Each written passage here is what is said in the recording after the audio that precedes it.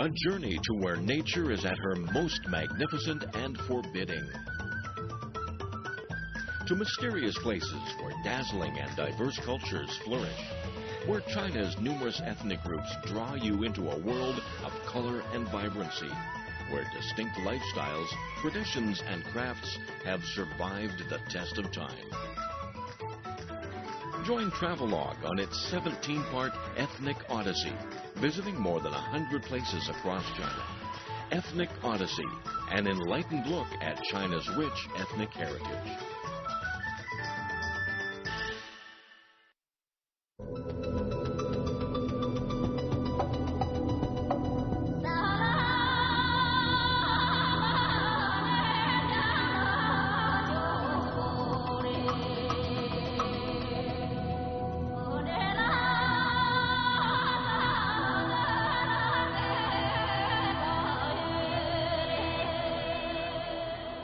Variety of its landscape and diversity of its peoples. Welcome to Travelogue's Ethnic Minority Special. If you think about the minority of China, perhaps the most mysterious of all are the Tibetans. And that's why today we are in Tibet. And this place right now is actually the birthplace of Tibetan culture. These mountains, this plateau, everything around me is where it all happened originally. So get ready for the adventure of a lifetime. Welcome to Travelogue, I'm Yin. For most people, a journey to the Tibet Autonomous Region is a fantasy, something beyond their reach. For others, it's a lifelong dream that may just come true. And yet for others, it's a mission that defines their very existence. We'll be drifting downstream on the Yalong River from the birthplace of Tibetan civilization, Shannan, as far as Linzhi, and onwards to the heart of Tibet, the capital Lhasa. On our journey, we're accompanied by tourists and Buddhists. Tibet, with its average altitude of 4,000 meters, is called the roof of the world. Everyone who travels here has their own unique reasons for doing so, from exploring the unknown to attaining enlightenment. Religion is the foundation of Tibetan culture. Buddhism first came to the region during the reign of Songtsen Gampo in the 7th century. In the Tubo Kingdom, he laid the foundation for Buddhism by importing scriptures and building monasteries. His other great achievement was to cement the ties between Han and Tibetan peoples, which he did by marrying the Tang Dynasty princess, Princess Wencheng. Today, Tibetans live in a land where past and present merge. From traditional yak butter tea to international fare, religious paintings to postmodern art, it's a bizarre mix unlike any other. But one thing that's unchanged is the spirit of the people.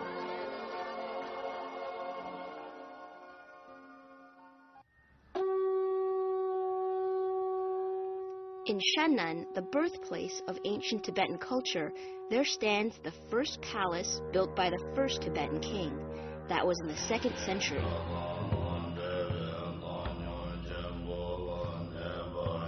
The Yongbalakan Palace is the oldest surviving example of Tibetan architecture.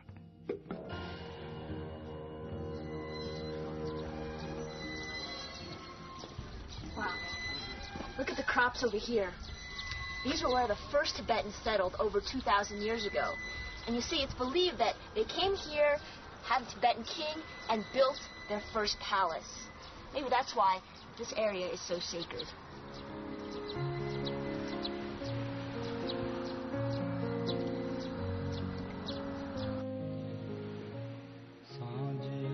Legend has it that the original ancestors of the Tibetans were a sacred monkey and a mortal woman.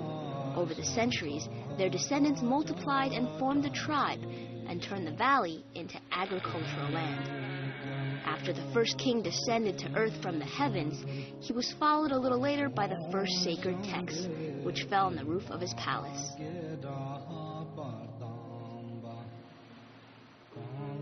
Buddhism made its way into Tibet from India, and the central figure is Sakyamuni, the founder.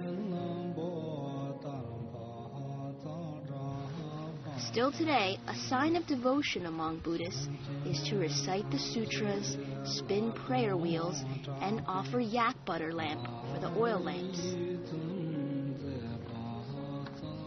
The Yumbalakan Palace, geometric in shape, was the model based on which many other structures were later built.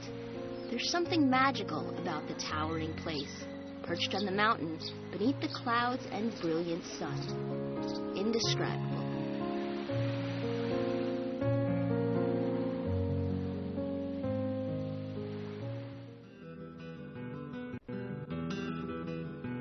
Tibetans live in an area with an extensive river system and vast lakes.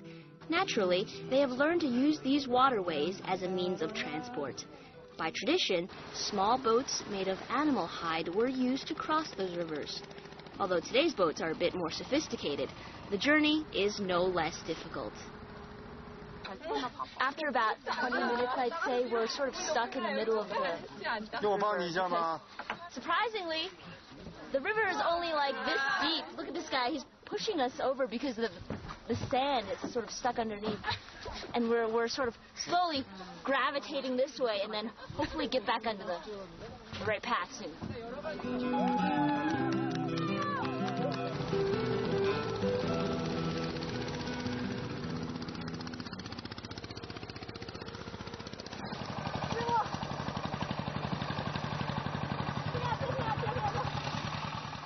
Discovering the hidden wonders of Tibet is a real challenge. You'll need a car and a boat, along with some more rather interesting-looking vehicles. And not forgetting your own 2 feet, of course. Dust, bright sunshine, and the unpredictable weather all add to the difficulties. But an adventurous spirit and some endurance are usually enough to open up a world beyond your imagination. Of course, the reward for this arduous trek is amazing. To get to this, this very old and traditional monastery, I think it's probably one of the most sacred journeys ever, because it says that all Tibetans in their lifetime have to go to this temple during their lifetime at some point. And some go by horse, they go by foot, they go on this thing, and even they go prostrated. They bow down on the floor and they walk all the way there. So it's quite a journey.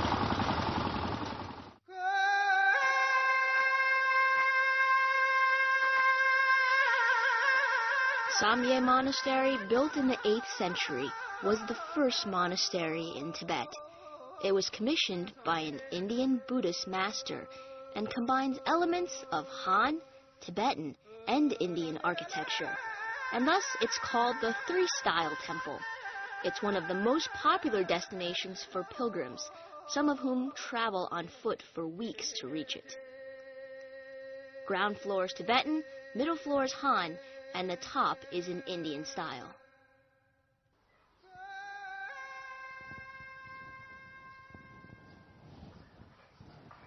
Samye Monastery is particularly famous, mostly because of its grand scale and also its position as the oldest and earliest monastery containing all 3 religions. And you see, the name in English sort of translates into the unimaginable monastery. And that's because when it was first being built, it was unimaginable how huge this place was. And also, after it was being slowly constructed, it was being taken down by the demons every night. But somehow, miraculously, it still came to be what it is today.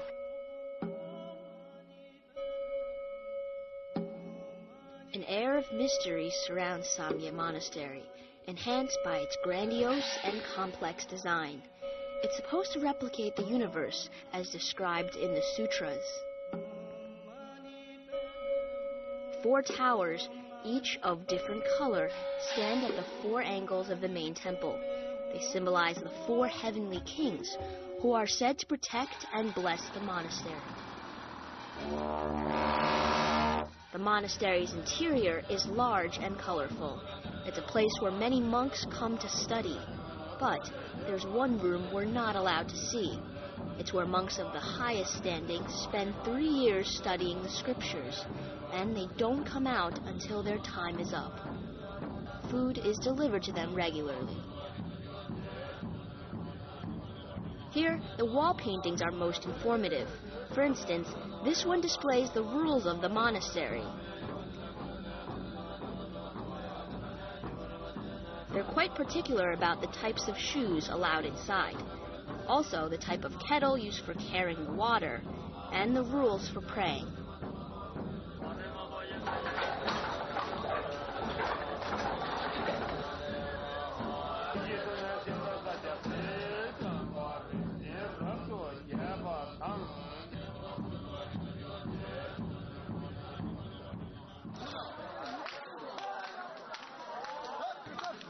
The daily ritual for monks is debating the Buddhist scriptures. It's a way for the novices to learn. The debate also serves as a test by which a ranking can be drawn up of how much the monks have mastered the rules of the Buddha.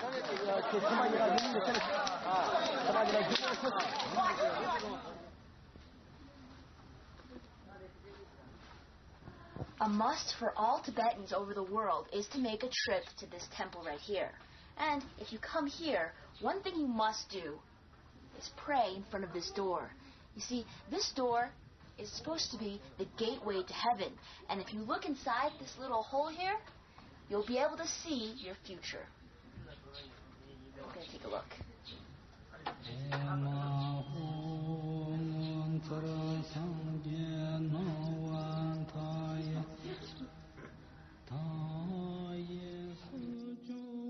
Tibetans from all over the world will come here, and they always leave a personal token. Sometimes it's a picture, sometimes it's written, or it may be something of more practical use. Beside the door hang 2 leather bags. Visitors leave a hair in one of them as a token that they reserve their place on the path to heaven. For Tibetans, death is not something to be feared. Rather, like life, it's a process to be experienced and passed through.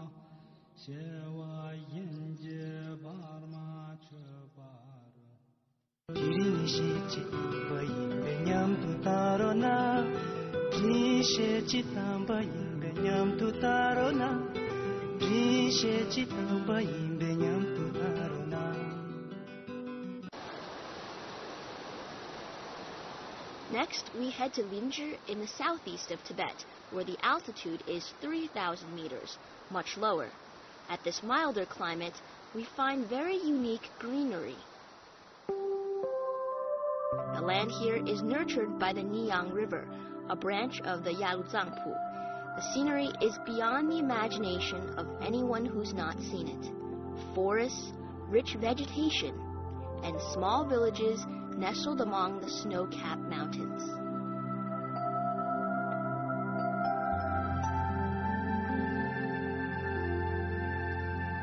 This is the rich southern Tibet. A holy lake, Basung Tuo, is also found here, whose waters give a reflection as good as any mirrors. Legend has it that 2 young lovers who are unable to be together in life dived into the lake, and in doing so, made it even more beautiful.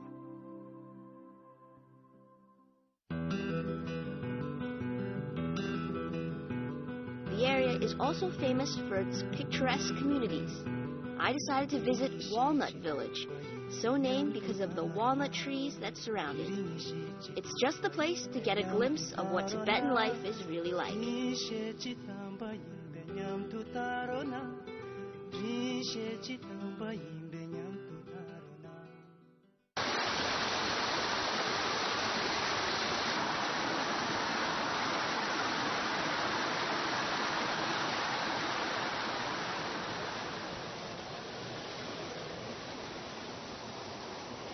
I guess we've seen many types of prayer wheels. Those that are spun by the hand, those that are spun by the wind, and now we see one that is spun by water power. Wow. Each time it spins, it's like reading the scriptures. spinning the prayer wheel is believed to spread spiritual blessing and well-being. But there are many different ways of doing so. Water is also used to power the local barley mill to make the staple food here, zamba. After the barley is ground into very fine flour, it's mixed with a little tea and then rolled up into small lumps and eaten with the fingers. This crop is as important to them as rice and bread to us.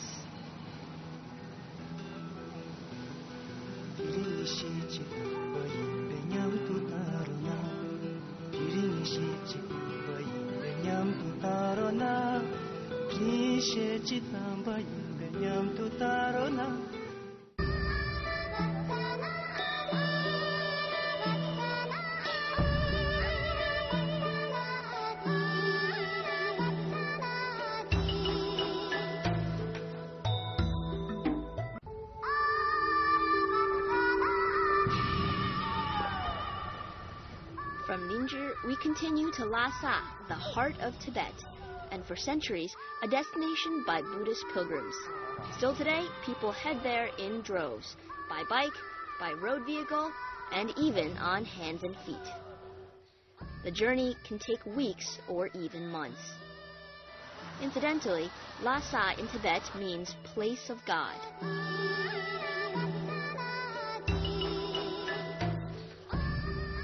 In Lhasa, there are signature structures. It's famous for the Patala Palace and also the Jokhang Monastery, which are in the center of the old city. The religious influence here is very strong, and every year the city really comes alive during the Shotan festival. I got up at 3 a.m. this morning in order to get in line for the festival. I climbed up the mountain for half an hour, and finally it's my turn to buy a ticket.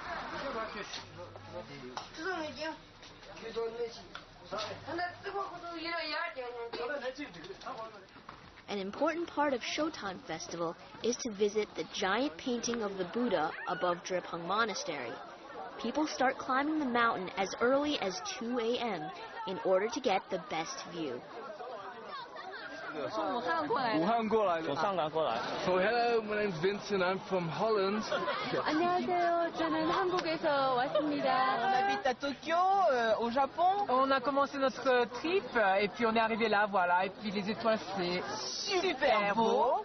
Je suis sûre que vous allez aimer ce festival. I really love Tibetan people, the culture, tradition, and then we also love the Chinese people, and then just hoping that the world peace will come together. That's it. Thanks. Yeah.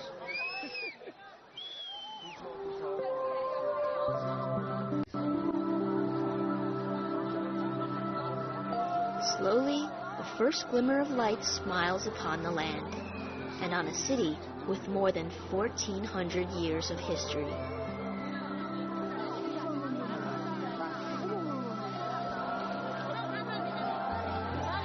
Songtsen Gampo moved his capital to Lhasa from Shannan in the 7th century.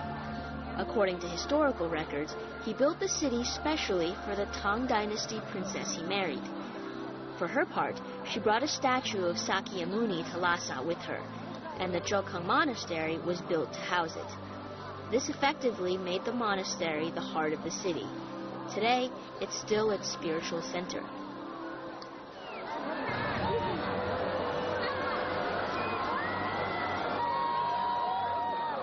But now, near Drepung Monastery, we are soon enveloped in mulberry smoke, as well as the sound of horns and of scriptures being recited. A group of lamas, over 100 of them, are pulling the 30-meter painting up to the platform.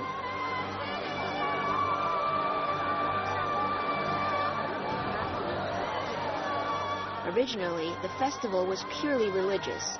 Monks would spend weeks in retreat. When they emerged, it was the custom for commoners to give them yogurt. Hence the festival's name, Shotan, meaning yogurt.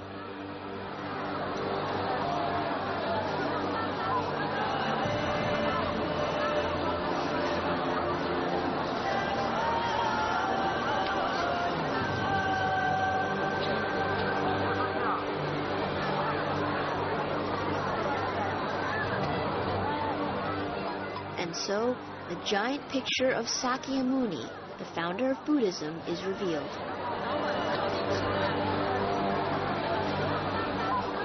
For Tibetans, this is the cornerstone of their religion, and they will offer hada, a silk white cloth, a symbol of purity and devotion, and walk around the mountain, hoping to be blessed. The painting of the Buddha is shown only once every year. For all Tibetans, this is a magical moment, a connection that can't ever fully be explained, but can be felt rooted in their hearts. In the afternoon, the activities move to Lobulinka. Tibetans are traditionally a nomadic and herding people, and thus many families will camp out here for a few days, getting back to their roots.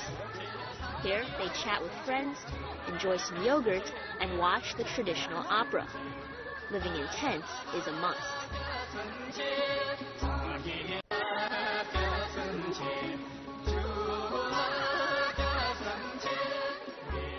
Tibetans live in vastly different styles. In the high altitude north, there are no trees, so the nomadic people live in tents. In farming communities, they live in mud brick houses. In southeast Tibet, where there are plentiful forests, they live in wood homes. And also in Lhasa, people live in modern homes.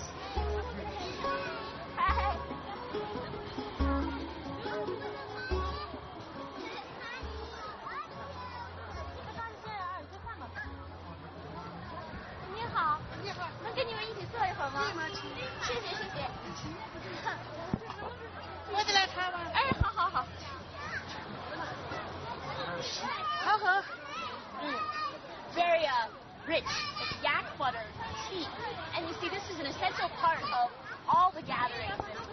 I guess all the family reunions. And this sort of holidays like Thanksgiving where everyone gets together. Now, 你们都是一家人吗?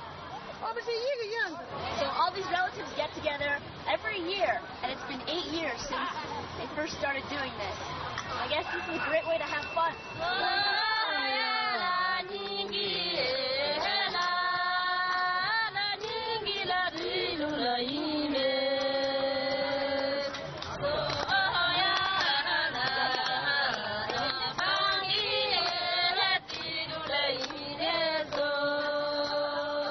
Families sing songs that tell stories of their past. And on this festive occasion, Tibetans dressed in their best will gather together and watch a Tibetan opera, which is based on Buddhist teachings and Tibetan history. It's so important to their culture that the name for Shotan Festival is also Tibetan Opera Festival.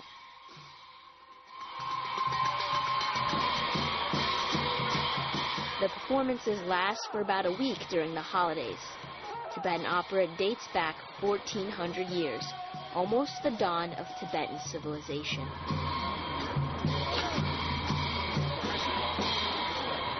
It's a combination of dance, chants, songs, and masks.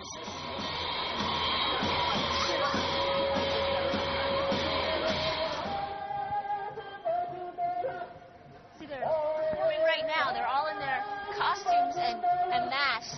And if I'm not mistaken, although I can't understand what they're saying, it seems like they're performing a part of maybe one of the ancient legends or stories.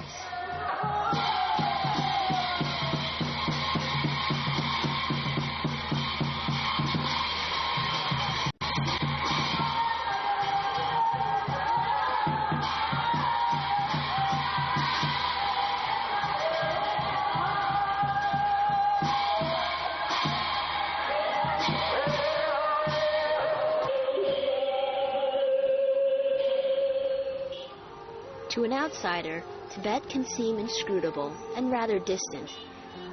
However, its mystery and beauty never fail to leave an indelible impression on those daring enough to come and look. And there we have it.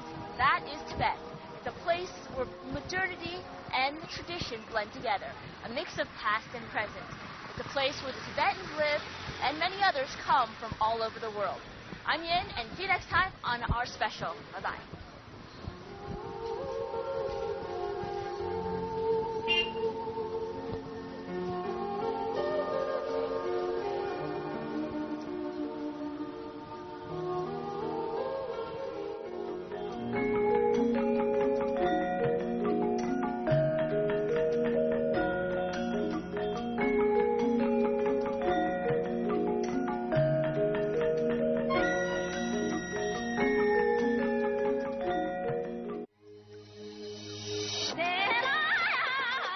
On the next episode of Travelogue, come to Yushu for a closer look at the Tibetans of Qinghai on Horse Racing Festival.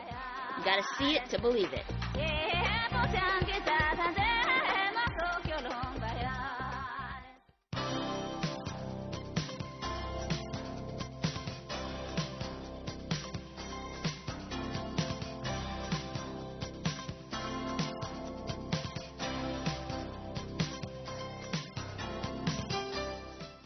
And Buddhists. Tibet, with its average altitude of 4,000 meters, is called the roof of the world. Everyone who travels here has their own unique reasons for doing so, from exploring the unknown to attaining enlightenment. Religion is the foundation of Tibetan culture. Buddhism first came to the region during the reign of Songtsen Gampo in the 7th century. In the Tubo Kingdom, he laid the foundation for Buddhism by importing scriptures and building monasteries. His other great achievement was to cement the ties between Han and Tibetan peoples, which he did by marrying the Tang Dynasty princess, Princess Wencheng. Today, Tibetans live in a land where past and present merge. From traditional on its 17-part ethnic odyssey, visiting more than 100 places across China. Ethnic Odyssey, an enlightened look at China's rich ethnic heritage.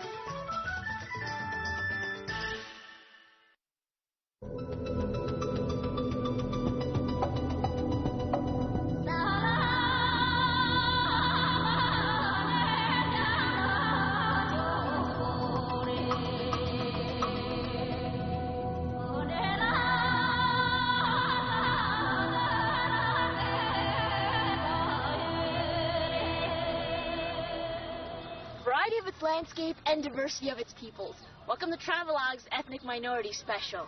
If you think about the minority of China, perhaps the most mysterious of all are the Tibetans. And that's why today we are in Tibet.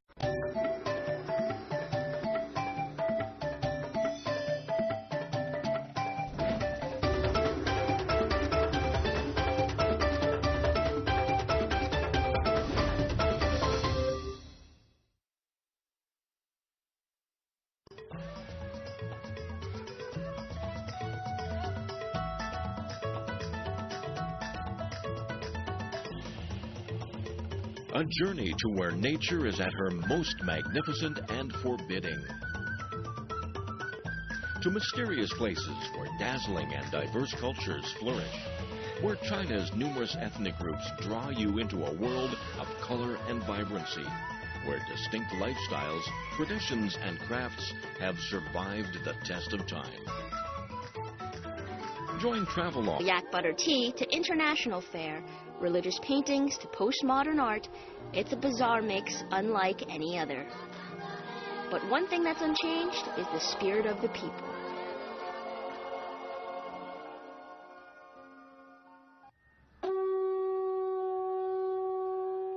In Shannan, the birthplace of ancient Tibetan culture, there stands the first palace built by the first Tibetan king. That was in the 2nd century.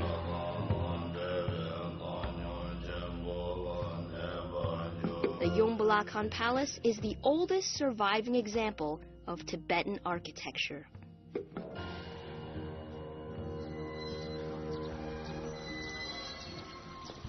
Wow. Look at the crops over here. These were where the first Tibetans settled over 2,000 years. And this place right now is actually the birthplace of Tibetan culture. These mountains, this plateau, everything around me is where it all happened originally. So, get ready for the adventure of a lifetime. Welcome to Travelogue. I'm Yin. For most people, a journey to the Tibet Autonomous Region is a fantasy, something beyond their reach. For others, it's a lifelong dream that may just come true. And yet for others, it's a mission that defines their very existence. We'll be drifting downstream on the Yalong River from the birthplace of Tibetan civilization, Shannan, as far as Linzhi, and onwards to the heart of Tibet, the capital Lhasa. On our journey, we're accompanied by tourists